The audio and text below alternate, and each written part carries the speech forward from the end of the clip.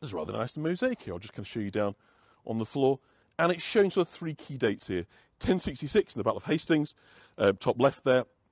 On the right, you've got King John in 1210, hunting Knaresborough Forest. You've got the Parliamentarian siege of 1644, and then Queen Philippa of Hainault, who is the mother of John of Gaunt, who took possession of the castle in 1331. So there's documentary evidence dating from about 1130, referring to works on the castle carried out by Henry I. In the 1170s, Hugh de Morville and his followers took refuge here. Everybody knows about him, but they were the guys, the 4 of them, that killed Thomas à Becket at Canterbury.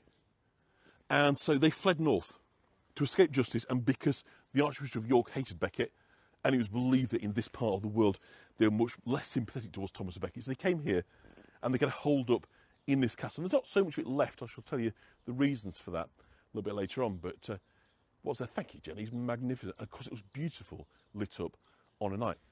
And there's a really cool bit here. And I don't know if you can sort of guess what this is, but obviously this is perched right on the top of the hill, which we're going to see in a minute as we look down the gorge. And so you needed a way for soldiers to be able to get in and out, particularly when the castle was under siege, to get messages out, to get supplies back in. And so this gateway here is one of the hidden tunnels. And it goes right the way down through the rock and brings you out on the water side. Now, unfortunately, it's closed off, so we can't go down. I suspect the 4G will be lousy down there anyway, but how exciting. Just the thought, thank you, Cynthia, just the thought of a secret tunnel just makes me quiver with kind of anticipation and excitement. I kind of love that idea. So, of course, you had to have ways you could get your people in and out. So we're kind of walking into the central part of what would be in the castle, the sections that are around, obviously, sections of the walls. And we know it was briefly owned by the Archbishop of Canterbury. I know I want a secret tunnel too, Heather. In the early 13th century, before it passed into the possession of King John. Isn't it? The whole place is just divine. I believe it is, Sunita. Yeah, should we go and have a look? Let's go and look at admire the lavender. Well, I'm trying to thank you, Joanne. And Fran, that's very kind of you.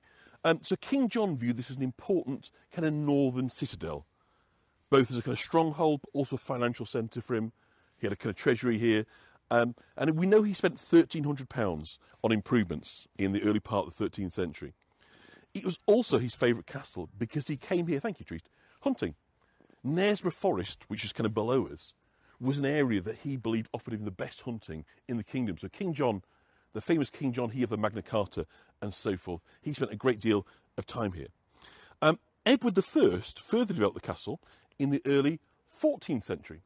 Oh, Salvus, okay, thank you, Linda. So I love the knowledge of this group. So if you know something, share it with you. Yes, I believe I will at some point, Katie. I'd love to go to Ripon.